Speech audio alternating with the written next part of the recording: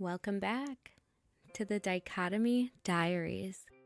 I'm your host, Amanda Arnier, and we've got a very exciting episode for you today. Today you will meet Ambre, ex number 4. Not in order though. I apologize. We had to go out of order because we had some scheduling conflicts, but it's okay. It's actually making it more entertaining, maybe? I feel bad using that word considering it's my fucking life and so many other people's fucking lives and trauma, but it really is, because the way that it is set up now and has turned out is that basically everyone that comes before the next finds out something they didn't know about the next person. So I love this. I think they're all on the edge of your seats. I hope you all are on the edge of your seats. It's a wild ride. So, for all of my listeners on Apple Podcasts, Spotify, Amazon, all of the podcast streaming platforms, I wanted to remind you that the episodes are now being video recorded, and you can see the video of this episode on the YouTube channel. It's just at the Dichotomy Diaries, and you head over there and you can see all the facial reactions.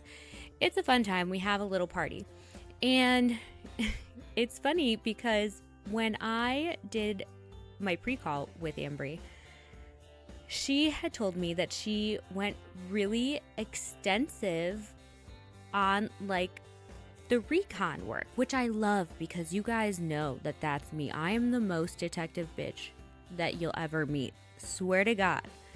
So when she told me, hey, it might be 2 hours, I was salivating because the more content, the better. Plus, I like to chit chat, y'all. I don't know if you could tell. So I was anticipating 2 hours. And you guys, we recorded 4 hours. So, this first episode, episode 28, Summer Solstice, part 1, is part 1 of what I believe will be a 3-part series of AMBRE'S story. And you guys, holy fuck, is it a story? So, what else do I have to tell you? I've got a lot of exciting stuff coming up for you guys lately. The frequency of episodes is going to increase. So I have a goal that I'm not going to share publicly because then I will feel horrible if I don't meet it. I know that's how accountability works, but we're going to up the frequency of how many episodes you guys get per week.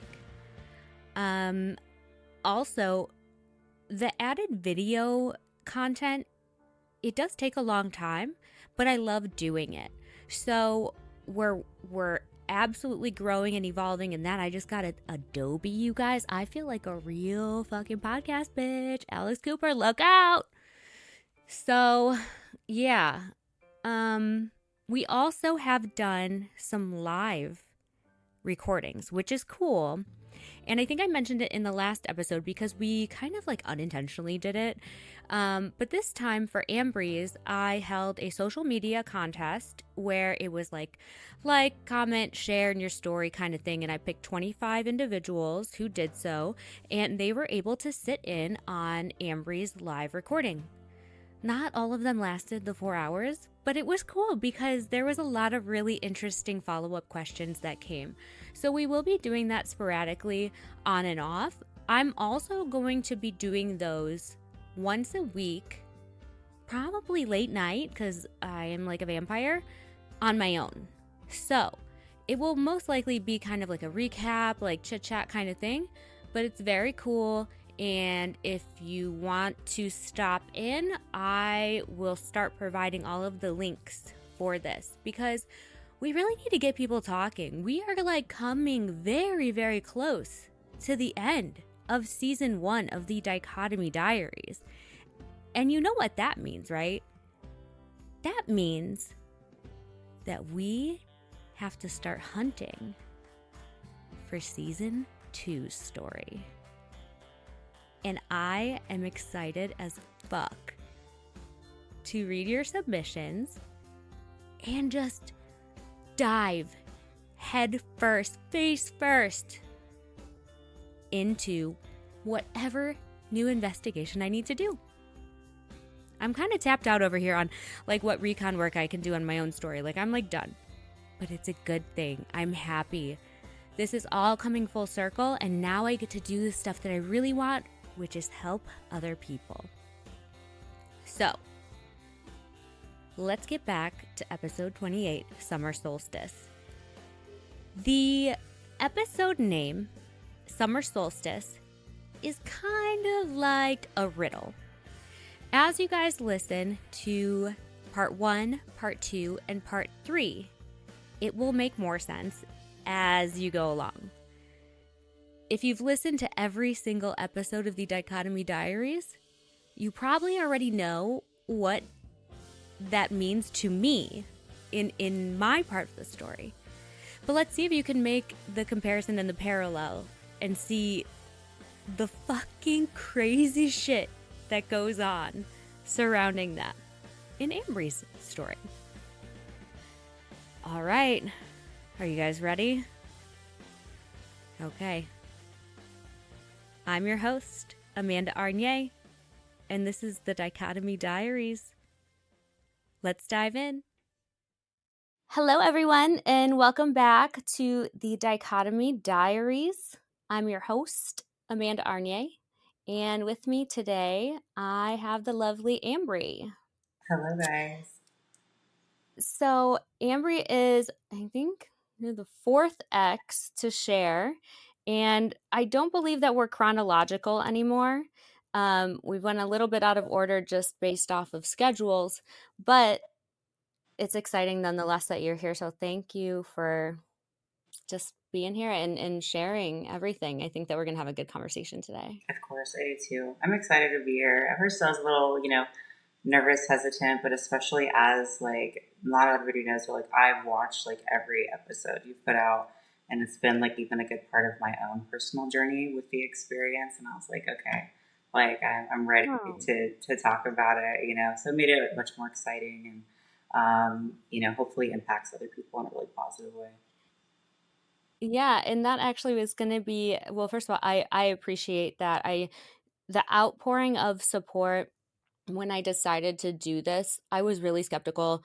And I mention this all the time, but it's like I was so overwhelmed with how many people were showing me such positivity and love, because as you know, this, it's embarrassing, some of the things and the choices that we make, and I was gonna bare my soul, and it was like a 50-50 shot, like, oh, either you're gonna look like an idiot or this is gonna be good. And I just had this feeling that it was gonna be good. So I appreciate your support, and I'm glad that my story resonated with you enough to make you want to share and help other people. But so to get to my first question, what do you hope that you sharing does for the listener, whoever that may be? Really, mostly similar for myself. It made me realize my experience is not the only one, right? Of this nature, and it was pretty validating and really positive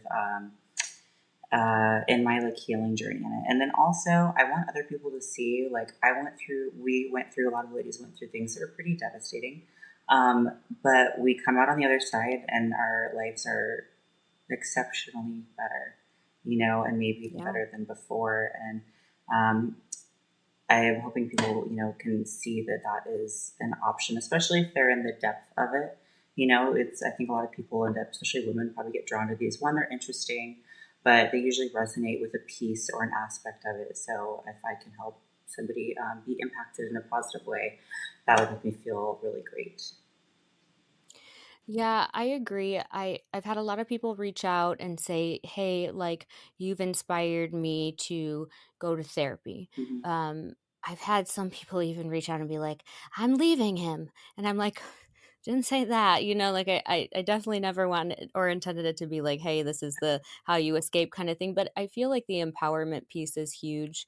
And having someone talk about something that is so similar to what you've went through is extremely validating because like it's super lonely when you're in the thick of it and you're like healing and you're crying all the time and you want to talk to people about it, but it's like no one gets it, so you almost just it's like self alienate. Yeah, you isolate yourself with that, definitely. Yeah.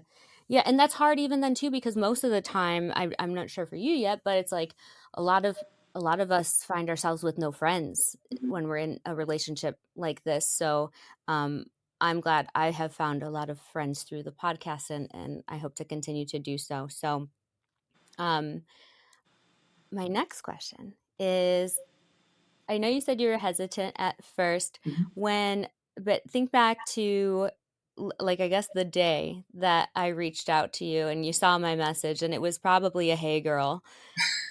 How did you feel? I remember exactly what I was doing. I was literally in the gym. I stopped because I was aware of who you were. And I got this message, and I was just like, I stopped like everything I was doing. I was like, oh my God, no way. Like I told my best friend, I was like, hey, like guess what? 'Cause my best friend like he knows everything that's gone on, best friend things. But really, what you're asking, what I thought was, I was like, oh, okay, like she's gotten to the point where she now knows that there is something amiss here in this situation. So, and Yeah. as soon as you kind of came to me with that, I think you would probably agree. I was happy to share, answer your Mhm. questions and share what I could that would be helpful. Um, and you might follow up and ask like, oh, like why didn't you at first? So I went back and forth because it's like I had always wished that someone had told me and like filled me in sooner. Yeah. And then, but there was a couple of things with that. First, part of it was self preservation. I felt pretty threatened by him later, and I didn't want to be like the bring back any attention back on me, as people were worried about me, and I was worried about my own safety and stuff. And also, I had come across like I found one of your pages where I won't like allude to what it was specifically because we'll get to that, Mhm. but where it seemed like you were in support of some of his work, and so I was like, Yeah. oh, like she knows their Mhm. relationship is different, like he found the one, like he changed or whatever. I thought that whatever it was, like you guys were on the same page, and so I was like, Me okay, too. because I had a lot of like I'm a girl's girl, so I had a lot of stress, and I was like, how do I tell you? Like, what? How can I tell you without having some backlash on me or whatever? And then I saw that, and I was like, oh, I guess there'll be no news for me to share. Yeah. Was essentially my thought with that. That makes so much sense. Mm-hmm. And I think that throughout the course of the podcast, at 20, it's going to be 28 episodes, I think. We haven't ever really dove into that as much as I want to, and I will soon. Um, but that was a huge thing and point of contention for me, even starting to share because I felt like people would almost be like the boy who cried wolf kind of thing. Like you're gonna complain about the things that he's doing, but like kind of like that. But the more that I thought about it and the more that I talked about it, I realized it's like, yeah, I knew, but it's like as much as he wanted to let me know, Yeah, and I was exactly. supportive with boundaries and all of those different kinds of things. What I really it was my idea. I mean, really, like to kind of him take off and go full time with that kind of stuff again was really my idea. Um, which I had a lot of shame about. But now I'm like, I just wanted to lift my person up. I wanted them to be happy every day with what they were doing with their career. Mm-hmm. And I am very open with anything that has to do with like adult content and stuff. So I was like, if this is what you want to do, then that's fine. You're not a murderer. So like you're good. You sleep with me every night. And it's like, God, little did I know. Right. Little do you know. And then, like, that's not even obviously the only issues. There's all the other issues that came Oh with yeah. the That's just relationship, a part of it. which trump it because similarly, I'm very open, very supportive, very not judgmental. You know what I mean? So I want to elevate my person also. So that's kind of why I thought, Yeah. I was like, oh, maybe, that's why I was like, oh, maybe it's different. But obviously, come to find out when I got that, message, I believe it was like like summer ish, spring. It was it was probably, I don't know the exact, it was literally probably a whole year ago, Yeah. like right around this time, because I mean, it was EDC just recently. Like, Yeah. was that last weekend? It was EDC? Yeah. Yeah. It just concluded Sunday. Yeah, I mean, so he like left for good the weekend before EDC, and then he was kind of gone, and I had found out all the stuff about, the lizard girl and all of that, and I was holding it very close to the vest because I wanted to have some advantage. And Mm-hmm. then I'm like, I needed some insurance because I didn't trust myself enough to not go back if he called me crying. And I knew that if I reached out to, baby mama and Savannah and you, Mm-hmm. that that would be the thing that he'd be like, oh, he villainized most people. And so now she knows the truth. So that's what I did. Um, but I'm glad that you were so kind and open, and you sharing the way that you did, and being vulnerable and just cutthroat with how you felt about the whole situation Yeah. made it easier for me to heal. I'm So so I glad. appreciate that. Yeah, I'm so Yeah. glad because we went back and forth, I think, for a few days, if not longer, and followed up a Yeah. little bit later and stuff too. It was honestly, it was more so, it was a relief. Like I was sad for you, because I knew that that meant that things were not as I thought that they were. Hmm. But also a relief because I was like, oh, like that means you're on the path out of here. You know what I mean? You're Yeah. looking for like your exit, and validation because I feel like women, when we're in relationships, we give and we give and we give and we give until like it's kind of becomes over before we actually exit. We go through so much, and so I was like, awesome, like you're on your path to recovery, basically from the experience you've Yeah, it had with didn't feel like it. it, but I Not in was. time. Now Yeah. I know now. I was at the worst. I was at the God, it was the worst time of my life. But thankfully I was around family and I had the support of all of you guys, and I really had this idea that if I don't know where I read it. It's something that is not, I want to say biblical, but if you give, Hmm. giving heals you. And I just remember I'm like, I have to help people. I have to help people. I lost my identity in that relationship so much that when I came out, and there's a phrase, I don't know what the word for this is, but I mean it's in the whole vocab of the mental health world. But you don't know who you are. You're confused, and it's almost like you have to relearn life. And I didn't even know what I wanted to like be when I grew up.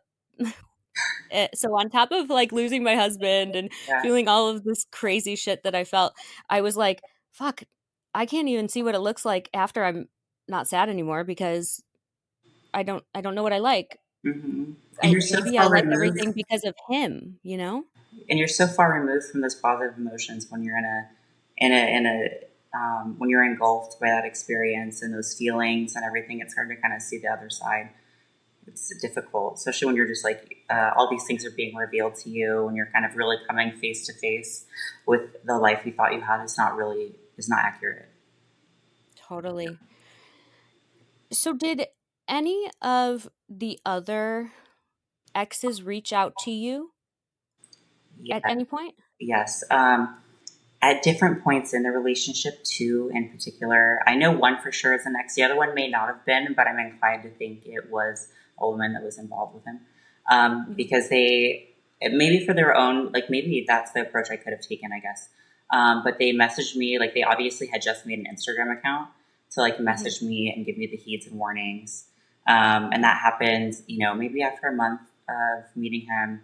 And then again, after being with him, once we hit about 3 months. And Okay. the first one had said like, oh, he's what did he say? He's a prostitute. He was married. He has a daughter. Like these kinds of things. And I had known that he was married before. I knew that he had a daughter and stuff like that. So like we started off like really, from what I thought, we really laid everything on the table. Mhm. And so I thought that I was like, oh, there's no surprises or secrets here in this relationship, and like this, anything would have been a part of his past is kind of what I was thinking. And then I got a second message too that was like an ad basically Mhm. for his services online. And so I was like, oh, okay, Yeah, once you're I, like, this is real. huh? You're Yeah. like, this is real I was now. like, Okay. but and I confronted him about it. I guess we could, you want to, like, this won't be a chronological story, but I'll tell this experience. So he was, he told me he would train people. And so I was, and that would even be traveling to train. Like I had done stuff like that in my past where I would like train people, whatever. Had asked people, like people had asked me, like celebrities and stuff, do those kinds of things, or they bring their personal training with them. So from what Right. I understood, that was one of the jobs that he said he was doing, and so I didn't think anything of it initially. And so I was taking him to the airport, and I think I forgot my phone inside or something. So we go back in. I go to pick up my phone, and I get this message from like Vegas Has Eyes or something. It was something like that. That might have been the other one. And then it was like rentman.com, like Ooh, screenshot.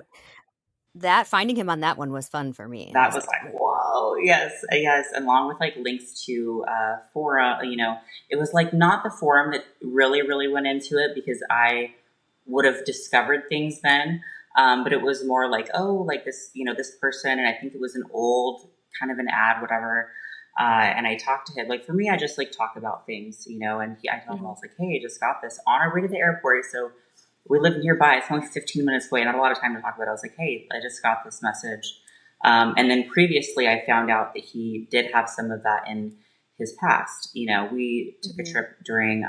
So I'll say we have to give some backstory here in a minute, just so you can understand, so people can understand the timeline a little Yeah, for sure. And I bit. also have a question from the chat too. Yeah, So whenever you want to take that, yeah. just so you know. So see, there's my squirrel brain. I'm like, where are we going? Oh yeah. So I asked him. I was like, hey, I see this, and I was like, like, what is this? It might have been a video also. It might have been like that screenshot of the ad, and then like a video that he did. He's like, he told me that a guy paid him a lot of money to do this. This was part of his history, whatever. And then he had already felt like he disclosed those things with me, or I felt like he already disclosed those things, and I wasn't judging him for it. I'm like, well, if this is the past from years ago, when you're in a circumstance where you need to make money, like I was like, I'm not gonna judge you for it. It seemed like, and it seemed like he was so honest about Yeah. that it was like, what I'm not gonna hold it against you. So that was that. What's the question? Because I didn't see. Okay. So, Ambry, prior to Amanda reaching out to you, did you ever have to hold yourself back from reaching out to her to warn her? So much, like from day one.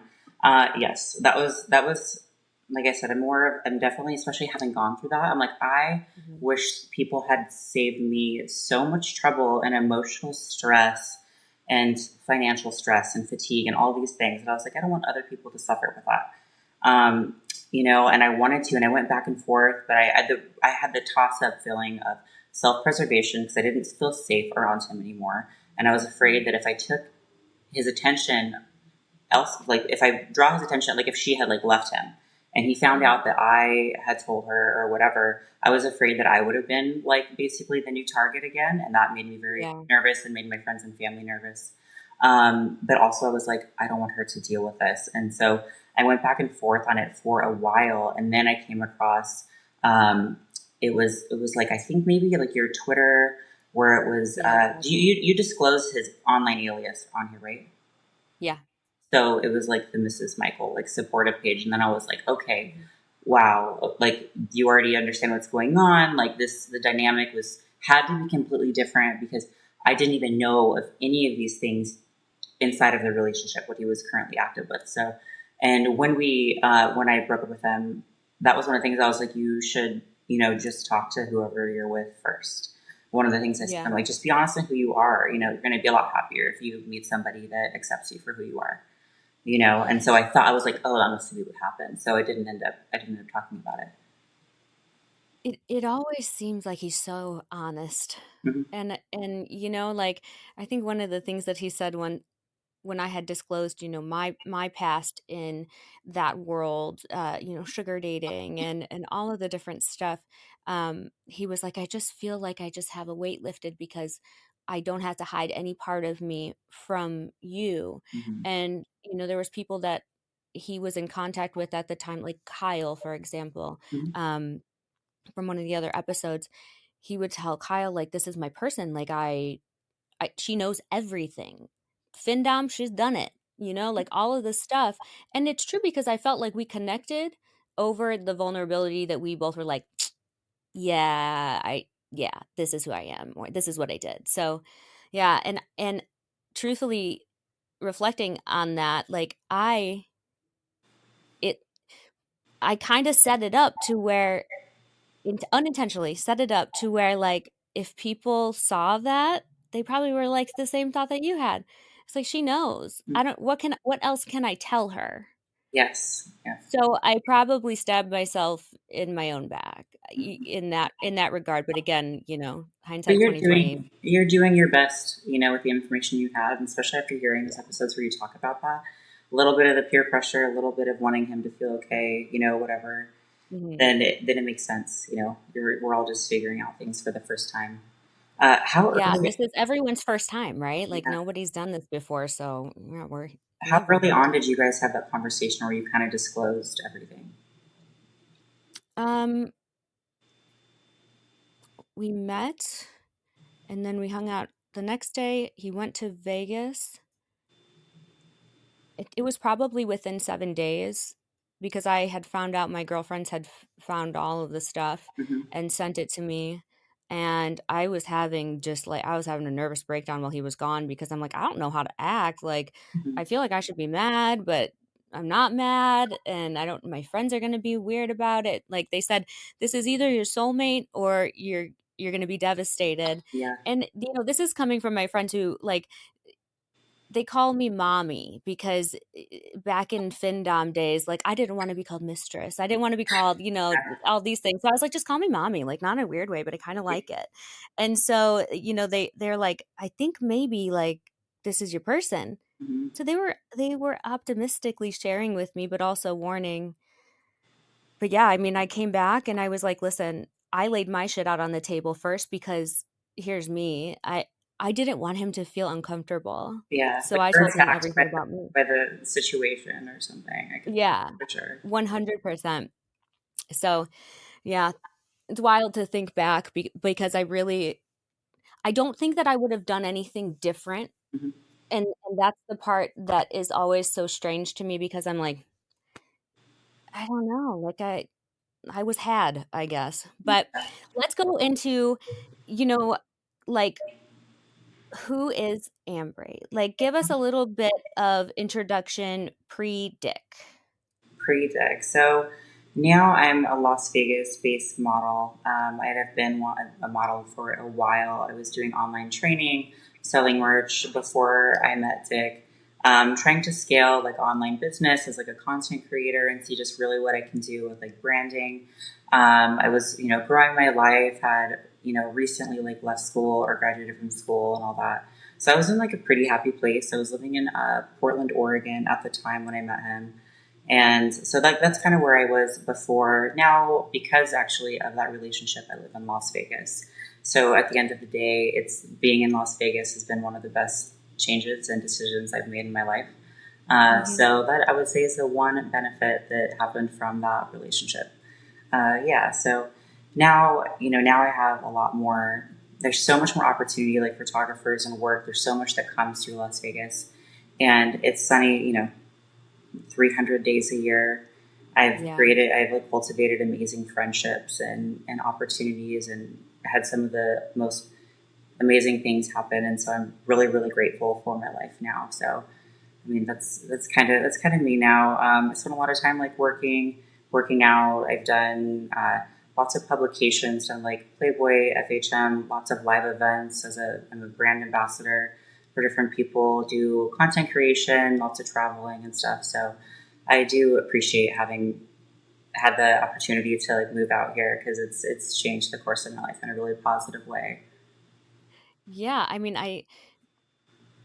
there's like an effect. There's like Mhm. the dick effect, and I don't want to give him any credit for any of the successes of his You know, exes, but it seems like there's a pattern that everybody gets what they want after. yeah, yeah, And you have to really think about that, and like that person is pretty fucking devastating for someone to feel so catapulted into themselves and their goals that they just go on and rock it. So you're I mean, I followed you for a little bit now, I think, but I mean, um you look like you have the most fun life, and I think that that's great that you get to do all of the things that you love. And yeah. after living in Las Vegas for, I think it was like 6 months, 7 months, Mhm.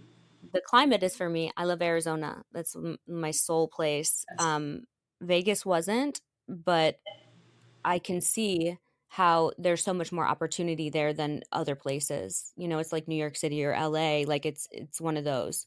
Yeah. So And I'm from like that's a what I love. small town. I'm from like Independence, Oregon. Most people don't know that. Or the ones that do kind of laugh about it because it's like surrounded by farm town.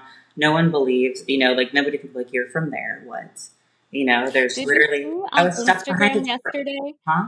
I'm sorry to interrupt. Did you see on Instagram yesterday one of my friends was like, and this is someone that I know from Scottsdale, was like, I grew up with her. And I was like, Yeah. come again? Like, Like wait, that. I mean, what? from a small town, you know? I think that Yes, like that's so literally, I went cool. back home to visit, and there was a tractor. I was stuck behind a tractor. Like, my life is my life before was not how it is now, so it's kind of funny. Yeah, that's basically every day here Yeah, in Huntley, Illinois. What about your family life? So how was that like? Did you grow up with religion, siblings, like parents, are they together? actually, all of the above. My parents are together. They've Amazing. been together for 30 something years now. Love them. I'm close to my family. We have a younger brother and a younger sister too. They all live in Oregon. My sister wants to move out here when she becomes of a good age to actually work out here and make it Yeah. also a good opportunity. And what was your other question about that? Oh, religion. Yeah, Yeah. yeah. I actually very much grew up in the church. I've been going to church since probably before I was born, and my parents. It's more so my dad's side of the family, like my step grandpa, who's my grandpa, who's has been around most of my life, is a high priest. That's been a really big part of my life. I used to go hang out with my grandma and go to church all of the time, and I loved it. And it's had a positive impact on my life. I know a lot of people have had a lot of negative. I definitely have had some of that too, but not through the church that my family has gone to and all that. It's all been pretty And positive. what denomination or what church is that? We're Christian, but there's a lot of Mhm. like Mormon like overlap in that too. But it's a Christian Interesting. church, yeah. And so that's, as you can put two and two together, that we had some overlap in belief systems. That Yeah. I think that we're a little taken advantage of, or thinking that there's a lot of things you can pull from somebody to find ways to bond and connect with them. Whether or not, Religious with yeah, religious manipulation is crazy. yeah, It's something that people don't talk about enough, but yeah. Okay. So let's go to how you met yes. our shared ex. So originally, this was so our relationship started basically February March of 2020. I I actually knew of Dick from the year previous. Just I saw him on social media, but it was like not a second thought or anything like that. I went down to California, decided to attend like I was single at the time. One of my friends was single at the time. I got invited to a Valentine's party at like a Dan Bilzerian's house. And so I was like, oh, that'll be fun. Like I've never done anything like that. Like let's go do it. One of my girlfriends went down there, met me there, and then decided to go to Vegas for the weekend. And I actually met him at her house. We're having breakfast. He like came over to like say hello and stuff like that, and we're making breakfast and all just talking. And it's kind of I was like, wow, this guy is like super attractive, first Hmm. impression. And I think it was just interesting. Like it was not the plan to hang out. We ended up hanging out like all three of us the whole weekend. It ended up being fun. We like went to the gym. We were all very much in like the fitness lifestyle. I went to my first Knights game, and because it was Valentine's and we were all single, we we got like, this was kind of funny. We pretended to be like a throuple just for like kind of the giggles, like the Yeah. reactions around town. We're like all holding arms, like all holding hands, sitting together, like just being funny and kind of cheeky with it, and Yeah. it was fun, but it felt like oddly, I'll elaborate later, kind of felt oddly natural, Yeah.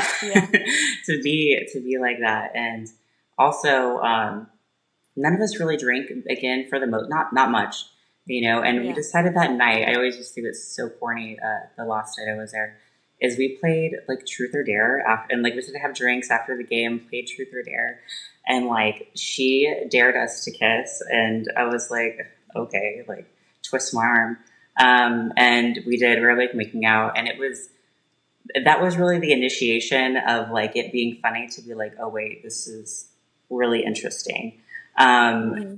It like I instantly felt like there was like connection there. Like we pause and like look at each other. Like didn't say, like not saying anything. Kind of comes up more later. But I was like, wow, that was really interesting. Yeah. And we continue to hang out, like all of us, the rest of the weekend. So I go to the airport. Like there's so many things that felt like so many coincidences, like that felt like a signal for something positive to Hmm. out. And after the weekend, I was like checking my socials while I was sitting on the plane. And I was like, oh, like I'm gonna go give him a follow. We all had a great weekend together. As soon as I like am clicking on his profile, he was already like writing me a message, and I was like, oh, that's crazy, you know. And It he's is like, hey, crazy. yeah, he's like, hey, and that's how a lot of things happen for us. That's why I think Yeah. the experience was so unique and meant to be all that. I mean, not just that one thing, but there's a lot of things like that kind of happened. Did And he, sorry to interrupt you. So was he like invited? Was it like all mutual that you guys spent the entire weekend together, or was it something where it felt like he was tagging along? No, it felt all very mutual. Okay. Yeah. Okay. So it was like, we're all single. My friend had like hooked up with him and stuff before, more so in the past. And so it was kind of like everyone was just very chill about the whole circumstance. Yeah. Um, and then, well, we like, I chatted very casually initially over Instagram because my friend did hook up with him. So I didn't want it to be like anything, even though she wasn't like dating him or anything. And so I was like neutral, but then he kept kind of pointing to like, he's like, like, I know that you felt something there too. And I was like, I noted it, but like I was really leaving it alone, just like Right. respectfully. I wasn't trying to be that person. And that kind of that conversation came up and went away a few times. And he would say things like, being with you, it felt so natural, it felt so right, like a lot of things like this. And then after like maybe a week or so of kind of going back and forth on that, and I'm trying to be like, no, he's like, okay, he's like, I just have to say one thing, he's like, you kiss me like you care about me, you treat me like you want more with me, like all of these things, like all of these things feel so natural with you. If I don't feel the same way, then, or if you don't feel the same way, then I'll just leave it. Hmm. And I was like, oh my gosh. But I did feel that way. I was just really trying to ignore it. And then let's just talk on the phone one time.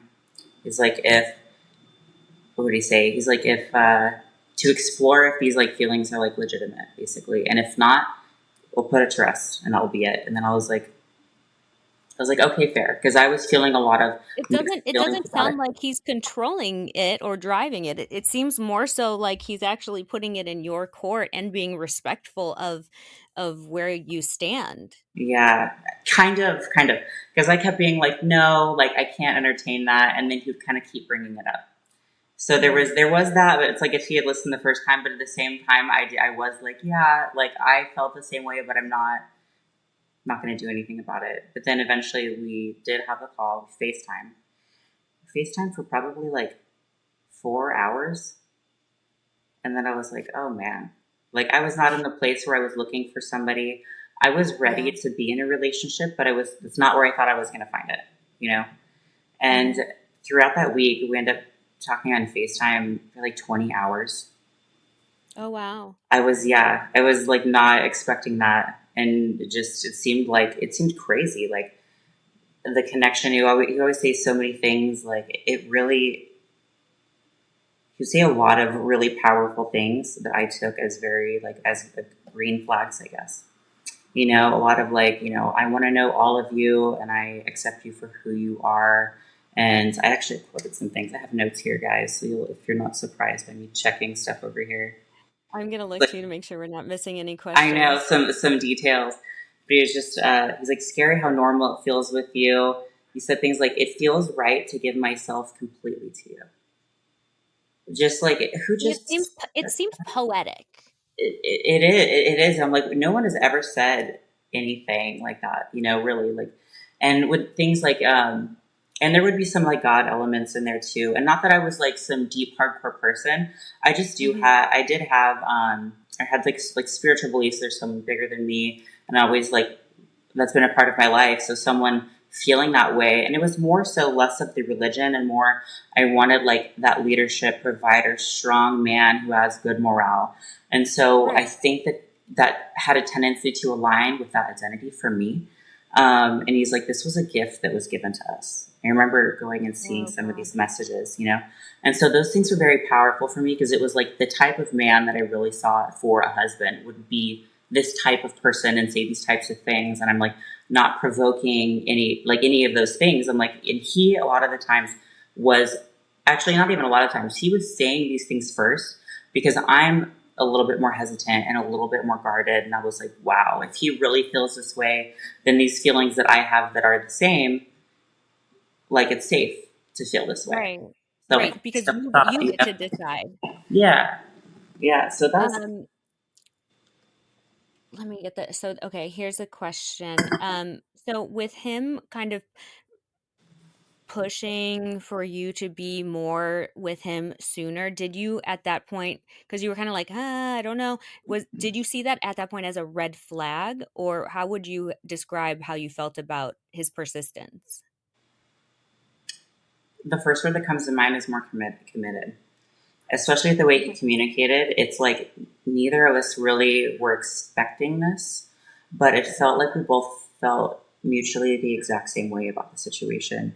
So generally, that's actually one of the things. Some of the things are kind of coming to me too now because it's like I've been so Mhm. far removed from this. I'm That's what kind of happens. I remembering. love it. I'm like, oh wow, yeah. But it'd be like, yeah, we're both like, this is crazy. Like, why do we both feel this way? And we felt the Yeah. same. It was so it felt very powerful at the time, you know, and so it didn't normally, yes, that's kind of one of the things I'd say. Like, I'm pretty cautious, usually a good judge of character, you know, and so we were both kind of like, this is insane, but I think you're my soulmate. Yeah. And that was kind of, and keep in mind, this was all like us talking over messaging, all FaceTiming, whatever, up in, you know, this was at this time. So no, I didn't take it as a red flag at that time, but we were both mentioning how we're aware that it was a very quick move. But you hear sometimes of those two things where somebody meets their person and then that's it. And so I interpret it as like, Hmm. maybe that's what this is I just met my person, right? I totally, I mean, that's very affirming because I feel exactly the same way. I mean, it's all scarily similar. Yeah. Um, I even down to some of the verbiage, which is crazy, but it's also not crazy because now I I'm was like, wondering that's, that. Yeah. you know. Did you feel like he had done any sort of like recon on you and your interests, or anything in between the time of you guys actually meeting and then kind of going balls to the wall, like, I want her? I think he did a lot of his research and development before. So, like, as we spoke for 20 hours on the phone, FaceTiming at like divulging everything about each other. Me giving him a lot of information about myself, Hmm. creating a lot of like bond, and it seemed like a lot of our goals aligned, you know, those things, and even just like our status in life, where we wanted to go, like so many things were discussed first, you know, and then we got to that point where it's like if we really feel like we're each other's person, we still haven't met, which sounds like it's not met. We had not spent one-on-one time since that weekend that we met. So Right. then he, like, I don't remember who suggested. I think he suggested. He's like, I think we need to. Same thing. He's like, well, we need to see each other in person and see if this all makes sense. Because what if it's just doesn't make sense when we're together? And so similar kind of conversation. It was like we need to have, come and visit, spend time together, and see if these feelings that we're feeling now are valid, or if this is just crazy and it just needs to be put to rest. So Yeah. after, it was 2 weeks after we met for the very first time in person, I went out and flew to Vegas from Oregon and spent a few days with him there. Did he make you aware of how recently he had just been engaged No, I didn't. prior? Mm-mm. You didn't And know? actually, I may not even know now. How recent was it? Just out of curiosity. So, it's not really a spoiler. If Recent it doesn't, enough, yeah. recent enough to where the Knights game that you went to, Mhm. she paid for. Right? I know. Yeah, yeah. I know. That to I me, I I think I was, knew that I mean, someone. That's so crazy. You just triggered like another memory.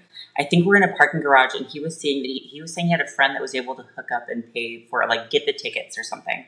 So that means mhm, that like she must have paid for it. That's so crazy. Okay, that yeah.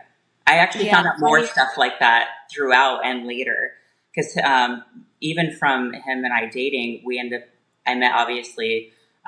Not obviously, some people I know didn't. I met a lot of his friends, and I maintained friendships with some of them, um, like even since then. And so we yeah, discovered stuff together, or they had mentioned some things that I was surprised by. Yeah, that's wild. So yeah. we I mean, spent that weekend. I don't know the time. I mean, as far as like the year, I Yeah. know it was the same. I know it was the same year. Hmm. Um, but I don't know. I feel like it was within months, Yeah. and I mean, this was someone he was engaged to, and then he was just gone, which is kind of the MO kind of thing. Um, and then how he does in a way, it's like, okay, Mhm. well, now we can kind of tell based off of social media moves and Yeah. stuff like that, like who is the next person. Yeah.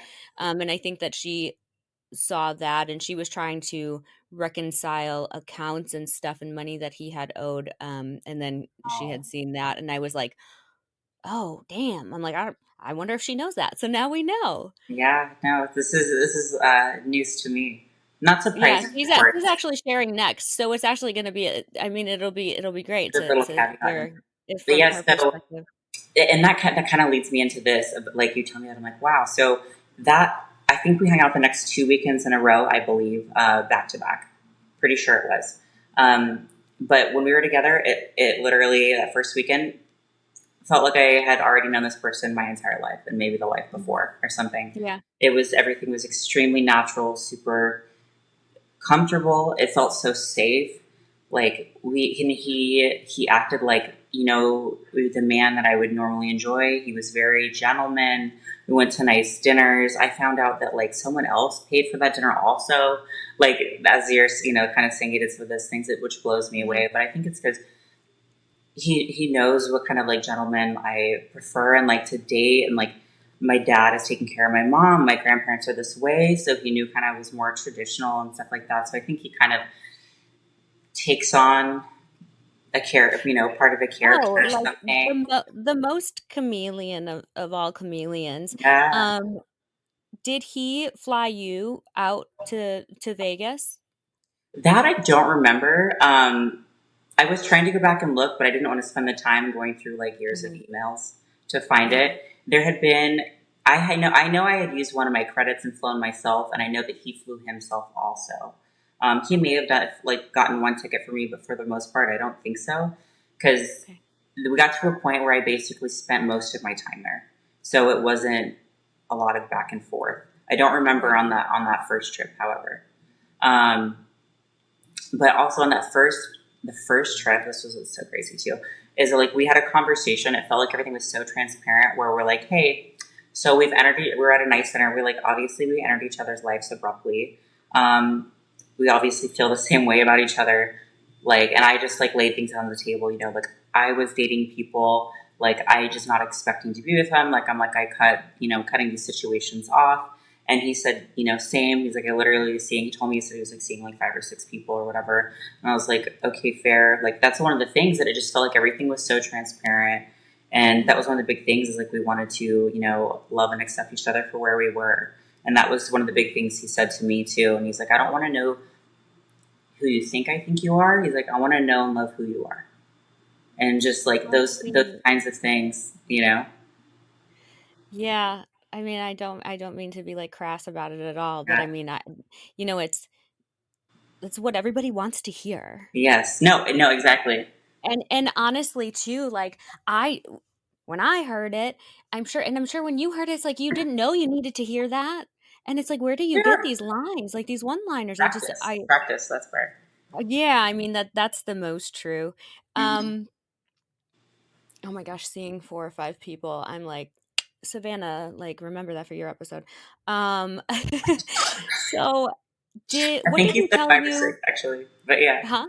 I think he said 5 or 6. Oh my gosh. Yeah, but This just blows but my who knows mind. if they're just females or how he delegated what he considered as seeing. So That's true. mhm. And so you had mentioned that he was a trainer, and is that solely what he told you he did for a living? No, that was like a side job. So he said he was like an investor. He helped like sell real estate and I think insurance. It was Yeah. all very professional, and I was like, oh, I love that. I'm like, you're stable. Hmm. You're going to be financially independent. This will be safe to like have as a partner and like as a family if that was the case. So like this, it felt like another green flag, and it was not. It was not true, obviously.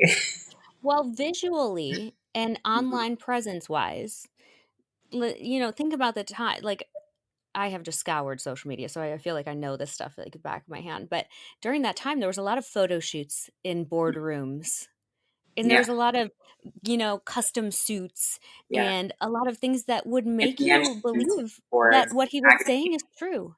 hmm Yeah. So it seemed like there was some backing, right? That I guess Yeah. anybody could Investor makes me pay for it laugh the too. most fucking loud of all time. Investor. Yeah. Oh, When really it was like, oh, you maybe put some money on the stocks, but it was you gambling. You were yeah. putting your money into these things. Yeah. Yeah, trading options and really that just means the Apple stock and get in, get out, make 200 bucks. Yeah. Now he's an investor. Um I cannot. So, I remember him telling me, or I remember no, I think it was him telling me, he always put it this way. I moved Ambry out to Las Vegas. I moved her out. Like it was something that he funded and he was very proud of that. Um, is that the case? I can't wait to comment on this. So that was one of the we had big conversations too about and right initially about what we wanted in a partner and what we kind of expected, what would make us happy. So as I said, like I was more traditional, more accustomed to that. Like I've always been really independent when I'm by myself, but generally always dated older guys that like really wanted to have like wifey and take care of them and all those things.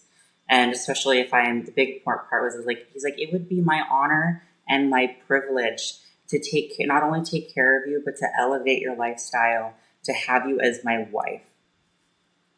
So he's like, I Like what's can't the wait. timeline?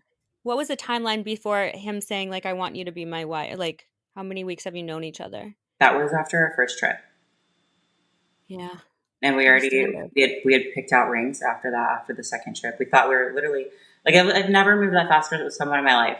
I was like, oh, this is like my soulmate. Cause it was just, everything seemed to make sense in the craziest way. Like, all What the, what did your ring look like? it was the parachute diamond. Did it have like two prongs on each Yeah, it side? did. Yep. Yeah, he sent it to me. I don't know why. I'm literally like, I need to ask her this right now because Yeah. I feel like he sent this ring to me. He had it in his phone. It was like on a hand and it was Yeah. like the most beautiful hand, right? Mhm. And he sent it to me and he's like, this is what I'm thinking. And I was like, and it was, I mean, it's fucking huge. It's beautiful. I would love that That's ring. You exactly know what what I I wanted. mean? And it was funny Dude. because like I had already like that's so weird. So I had looked at a couple on my own, and then he showed me that one. I'm like, I was like, or he showed me. He's like, or I showed him this. He's like, yeah, I know, and had a picture, and he says, I already know exactly what is for you. And I'm just like, one of those things. I'm like, well, that's so crazy. But now I'm like, oh, It's a sign again. yeah, Oh my goodness. That's so crazy. yeah, that's so weird. So, okay. So you, and I definitely don't know if this is okay. So tell me when you moved to Las Vegas, one, were you excited about it? Two, what part of town did you live in? Like, Mhm. tell me about like the living accommodations because I think that we shared a mutual living accommodation. We certainly did. Let me give a little detail because I there was some things kind of happened between there that I think are notable because it alluded to a Yes, lot of do that. tension. I'm gonna pull Um, up the ring because I I'm just took a this is screenshot of it to show you, but now it's on the you phone did. recording, so I'll have to show you after, just so you have to show Okay. me. Crazy, but yeah. So this time also keep in mind, everybody. So it's 2020. It's March. We are entering this point where we are like, okay, like we're soulmates. So what do we do with this? And he visits me in Portland, and that was the day that it was announced. What was that, like March 17th or something? Whatever date it was that they announced that like the world was closed now. Yeah. That the lockdown started, and so he left. We're trying to figure out stuff that happened, and by the end of that month, it's come April, and he's like, we're trying to decide, like, well, we heard rumor. I remember hearing rumor that maybe the airlines were going to be shut down, so it'd be difficult to see each other.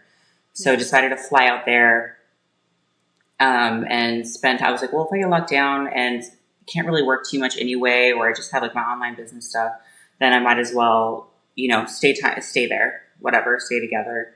I'd rather that than be stuck in Oregon by myself in my apartment or whatever. Yeah, for sure. Yeah. So we ended up, as far as the moving, we did end up deciding to move, but we had some turmoil between there. It was like one of the incidences was his words weren't aligning with actions, which was my Mhm. biggest issue, and that was like transplanting my life to be with him, changing my life, all these things. But he was like, I want to take care of all this stuff. Like, I'm cutting back on work. I'm spending all this time out here. So I'm taking a hit, but I wasn't supposed to be taking any hit. And that was causing me a lot of stress, And so I was like, what? I was like, when are you going to start transitioning me? Kind of making these things easier for us so we can move forward with our Mhm. lives, all of that. And then like he backlashed on that quite a bit. And um, these lockdowns are happening. Like, I can't be responsible for you like that right now. Like, all these things, and made me feel really bad and was pretty hostile about it. And I was like, it made me feel really guilty. Like, I wasn't like kind of an idiot for like bringing it up. That kind of conversation happened a couple of times, but it happened once initially like that. And I was like, am I an asshole for wanting, but I was like, maybe I am. Like, Yeah, it's it's my like you're soulmate. expecting that your soulmate is gonna deliver on the words that and Yeah. the promises, Mhm. like that is not like It's a that's par huge for the course. deal, for me and for a relationship, especially if someone is Mhm. like, if you don't have your word, what do you have, with everything. And so I was like, okay, maybe I'll be a little patient. Like I understand that. I'm like, I can accept this. Nobody could have predicted that this was going to happen with the lockdowns and all this stuff. And I don't know his business like that. So I don't know Right. if it really affects it a lot. And I could see it affecting it a lot. Why not? Everything did. So I spent time down there with him, but still kind of would go back and forth a little bit. And that kind of increasingly got a little stressful. Um, at the end of like April time, we ended up going on, like, things have been closed, closed now. Vegas Yeah. is closed. Oregon is definitely closed. It leans very hard one direction. And so we heard that Arizona was opening up a little bit. So we're like, oh, that would be fun. One of his guy friends from the gym invited us out and flew us out to stay the weekend there. And so, Oh God, I'm so interested in this. stayed at an Airbnb. Um, I was like, oh, that's so nice. Like at first I didn't think anything of it. And I'm like, okay, okay, whatever. He was nice. He's kind of had an air of weirdness. I wasn't a total fan. Like my normal intuition was working at that point with him. Mhm. And went on hikes, whatever. Stuff wasn't really open. Drove us back, and Dick blocked him. I was like, what? I was like, why would you block him? He's like, oh, he sent me dick pics, and I just can't be involved with somebody like that. He's like, he's trying to get me to go on these trips, and he's just a whore and all this stuff. And I'm like, My brain is going wild. why would he feel okay with sending you those pictures? I'm so confused. Was this an older gentleman? A little bit, yeah, like 40s. Like Italian? He's tan. I don't know if he's Italian, but he's pretty tan. Yeah, kind of like a little slick back hair vibe. Yeah. I've seen him. I still see him at the gym sometimes, and I give him the like squinty eye. That's so wild. I know exactly who you're talking about. Okay, wait. So real quick, just so we can. Oh God, can you? Hold on, you're not centered up. It's a go to. Is it this way? Oh. Let me see. I can't see it there for some reason. It's too blasted out. I know. Why is it on like the white background? But yeah, it is. If anybody else was able to see that, it would be a pear-shaped diamond with two prongs that come down into a one piece. Yeah. You know what I'm gonna send it to our production, and I think that they can actually put it in the chat. In the chat, yeah, I posted in the chat. Yeah, I'll click on that. And yeah, but it's just so funny because again, we're just having this conversation. Yes. I don't know why do I feel like the need to ask you about the ring, but it just is like. But like you should, and I actually wondered something like that. So just ask me all those questions because I figured. Okay, I will because I just. Yeah. That there would be things that I'm going to tell you that you may not have because I haven't publicly spoken about my experience, right? Yet anywhere except for talking to you and some of my friends. And so it's like, we're going to come into new things. Like you're like, oh man, nothing's really off the table now. Right. Oh, I'm totally seeing my notes. There was another thing that I thought was really, interesting. So it was still it was the Arizona time. Yeah. So I had gotten, is it this time that I had gotten that? I believe it was, I got I think that was when I first got the first message that he was, that he's a male prostitute, that he was married and engaged and had a daughter, all these things. And so since I thought I thought he was transparent, I didn't think I came across any new information, except I didn't really think the prostitution part was true because I didn't have any reason to believe that much at that time. That was I think that was the first time I got the picture, the DMs. And when we were in Arizona, him and I, something we did, we always went on walks. I love going on walks. It's a nice time to communicate with it all the time. And he was talking about, he was ranting about an ex-girlfriend. He did that a lot, made them all look evil, right? And he was upset, saying that she was a prostitute, all these things. And he was really going in on, or an escort, whatever he was saying. He was alluding to that and being very very, very rude about it. And then his point in saying that, when he said that, he was I know, I ran girls. He's I did these things, blah, blah, blah. And I was and he confirmed to me that he had done escorting, but we had never had the conversation where he actually said that he did escorting. And I was just right. Oh, so it was kind of, he snuck it in there sandwiched it. In a way that it was just yeah. And I was oh, and then you said you ran girls. That's are you saying you kept girls? I've never heard that before in my life. Yeah, that was a startling thing. So I'm I was hoping that I misunderstood that. Yeah. And then it was weird that he was kind of just casually talking about this, it was no big deal, and talking about it was no big deal. that, he was like an escort before. I'm like, oh, when I like, we, laid things out on the table and we've always been so transparent. I'm so surprised this hasn't come up before, but he just was speaking about it like it was just nonchalant in the rant. And so I was just like, okay, like I noted, I just mental note, just check that later, whatever. I'm like, okay. So that was the first time I was like, oh, okay, so he did do some of these things before. Got it. Okay. But again, Yeah. like I didn't judge if it was a part of the history or the past and it was in the past, like, okay, it doesn't seem like it would have has affected our relationship Right. Like I see now. you as who you are in front of Yep. me right now, and Yes. none of what you're telling me it seems the same. Like you're thinking that this person has grown. I Yes. felt my I felt my phone vibrate, and I thought maybe there was a question because I had one as soon as you said Yeah. something. So you said daughter, Yeah. and so when he was being extremely open and telling you everything, 20 hours of FaceTime calls, Hmm. did he talk about his daughter? Yes. How he is almost like it was a part of the light of his life is really Mhm. how he spoke about his daughter. And for me, I was perfectly and honestly joyed kind of about that he felt that way because I never necessarily saw myself birthing children, but Yeah. I saw myself like being a mom. And so if that meant like I was adopting, or I was like, or someone I was seeing already had a kid, and it was so funny. I don't know why I ever thought this. I'm like, I always wanted like the cute little blonde girl, like the cutest little daughter. Like I was so excited for that, like, and I was like, and Hmm. well, that would have been that exactly.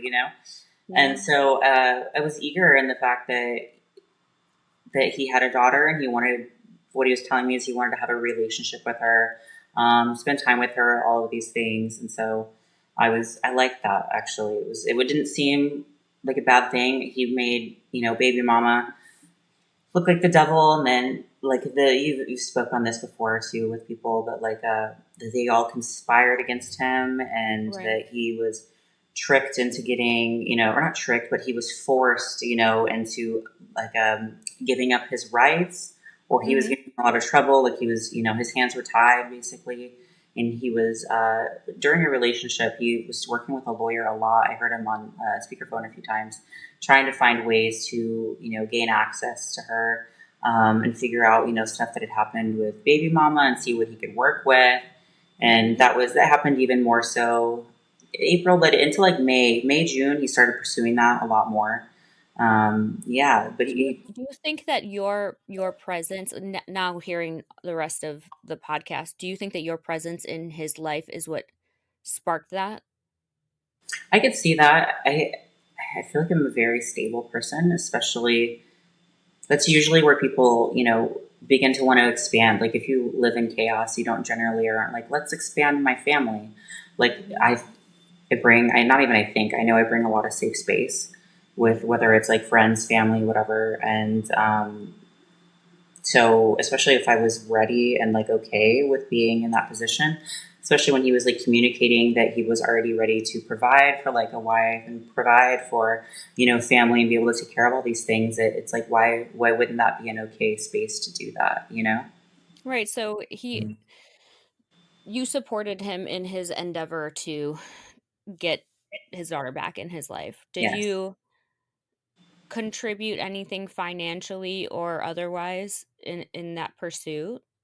Not in that specific pursuit. He already had people that were connected, like in law, that he was trying to Mhm. work with, and he didn't allude to it being like a financial burden that I remember at that time, um, that inhibited him from being able to make that pursuit with her Okay. or for her. Yeah, it was like I don't know if he was trying to do testing or something.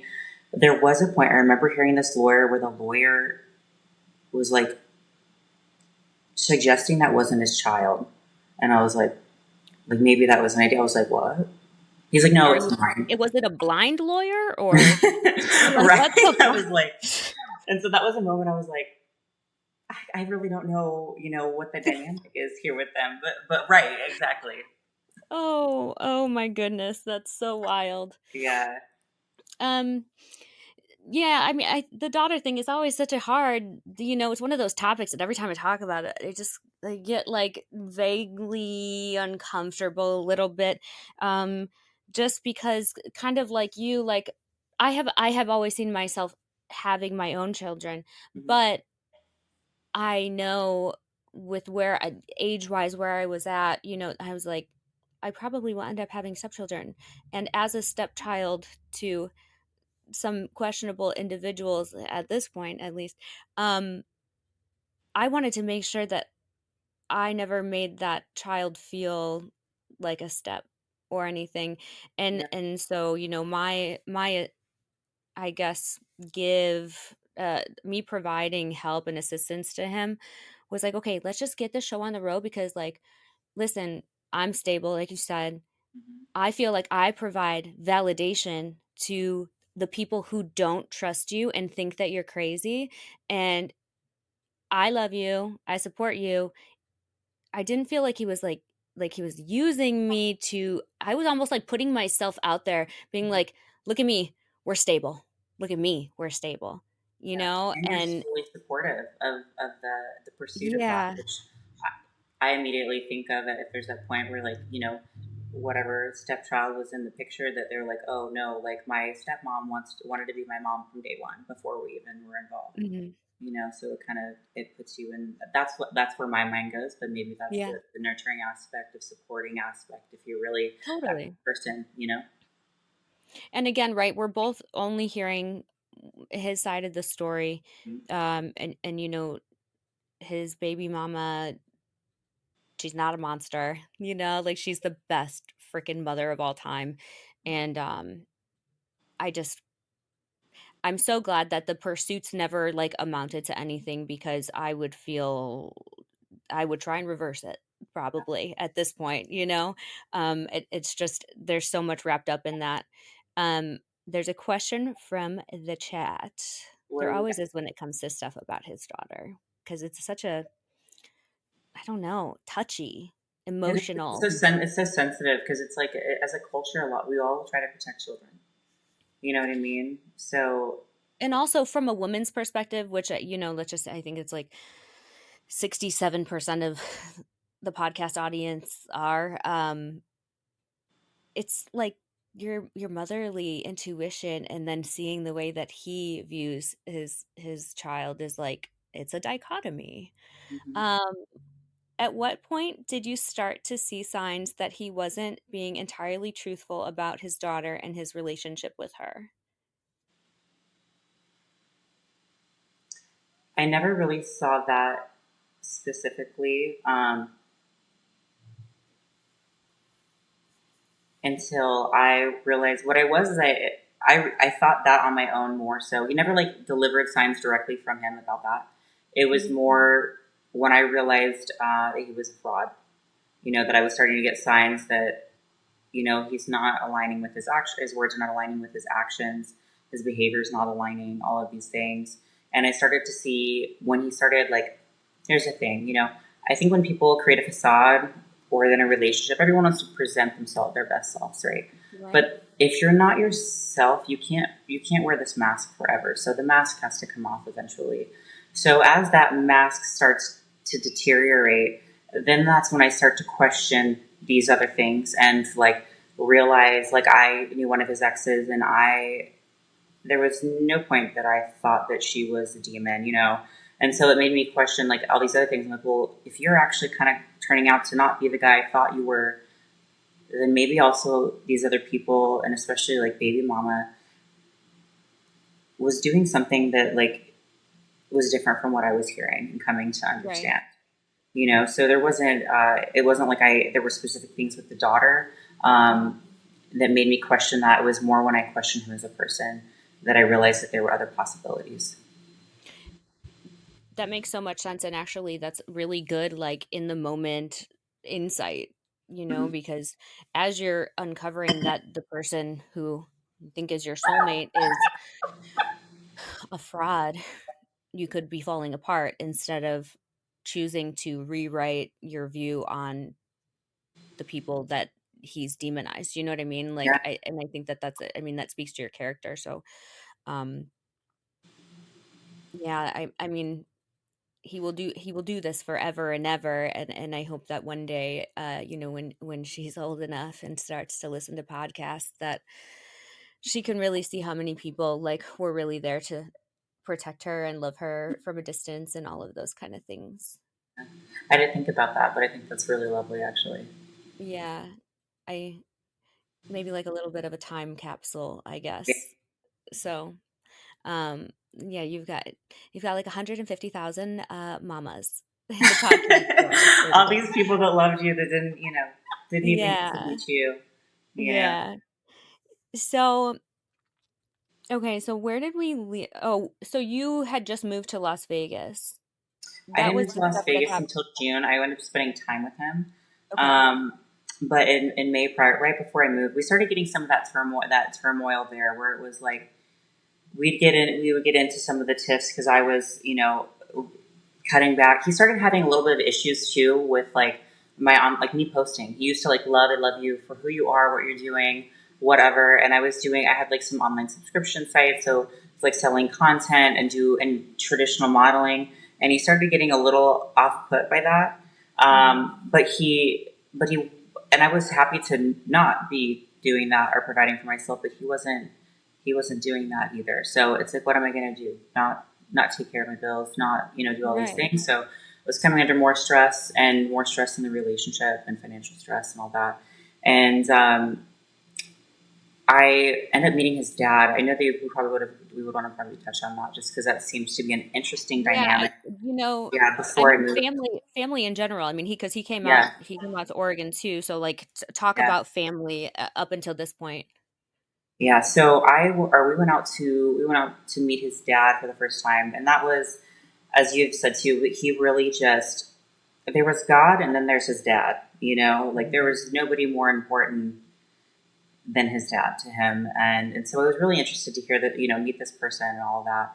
We decided to go up over a weekend in May, and meet him, and we're supposed to stay up there, from what I understood. And we go up there and meet him. I know. And his dad was a little odd, and I thought that it wasn't. I didn't know if it was like you kind of would mistake some people like that as maybe a god complex or something's off or something. Now I know it's because of how he feels about his son. And we discover, and he tells me while we're there that we can't stay there, and so we had to get like, he put us in like the shittiest motel I've ever seen in my life. I was really stressed out. But I was just like, I remember he asked his dad, he's like, why? And his dad was just like in front of me, and he's like, because. And just like, just trying to like stop. Like, we're not talking about this. Oh, And I was like, so his father, so he asked yeah. because Dick truly. Do you think that he truly didn't know why? No, I think he does know. Okay. Like, And then personally, I just think that this character is, there's so much to this character that I feel like we don't understand, that yeah, he's not self-aware, right. you know. Some might say that he's extremely self-aware, which is his superpower. Yes. So his father didn't want to get into it. Did you feel like he didn't want to get into it because of you being there, or just like, hey, like we're not talking about this? And how Yeah. did It he was in treat front of you? me. Huh? How did he treat you also? Like directly? I could tell, like, it's like you could tell people kind of feel about you. It wasn't that he treated me bad; he kind of treated me neutral. He showed me around the house. We're talking about this and that. It was much more house tour. He was talking about, I think it's like stepmom and the daughters and all of that. I think they came home at that time too.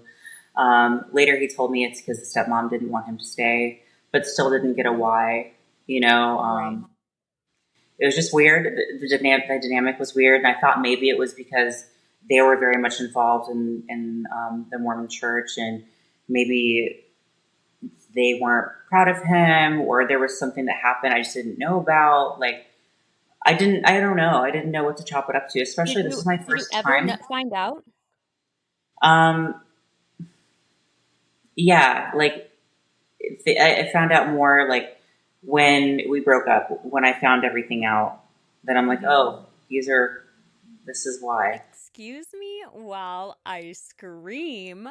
Okay, so on day 2, when he sent me this engagement ring that was perfect for me, and he had picked it out specifically for my hand because of my long dainty fingers, this is the ring he also told Ambry that he knew she wanted.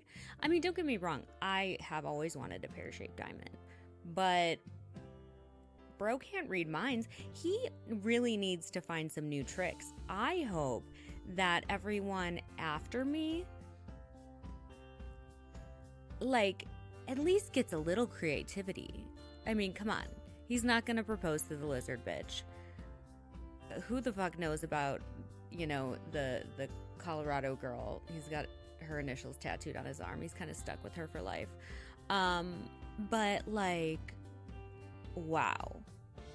It's all so similar every time. And there's never a moment that surprises me, but I'm also perpetually feeling like I'm shocked. Maybe it's like the excitement though. Maybe I'm like, ooh, I know that we are gonna get some good tea. And then we get the tea and I feel satisfied. Maybe that's what it is. I'm affirmed. Yeah, you guys, this is insane, and it only gets better. Ambre is so well spoken. She articulates her words effortlessly. I loved our conversation, everything about it. So I am so excited that we have 2 more episodes for you guys to dive into. So I will urge you guys to go to YouTube. First, subscribe, because I'm trying to grow that bitch, and it is really hard to learn YouTube when you are just an Instagram girly. But I am trucking on. I have a goal, and we're gonna meet that because we have a lot of work to do, you guys. So if you enjoyed this episode, please make sure you share it with anybody who you think would also enjoy.